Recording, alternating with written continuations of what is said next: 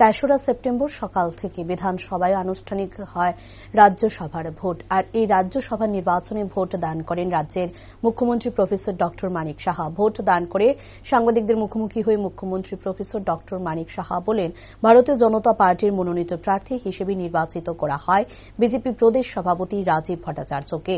তাই বিজেপি তিপ্রামথা এবং IPFT 47টি vote ভারতীয় জনতা পার্টির নির্বাচিত প্রার্থী বিজেপি প্রদেশ সভাপতি তথা নবনির্বাচিত প্রার্থী রাজীব ভট্টাচার্যের পক্ষে যাবে। অর্থাৎ ভারতীয় জনতা পার্টির নিশ্চিত জয় হবে বলে তিনি আশাবাদী।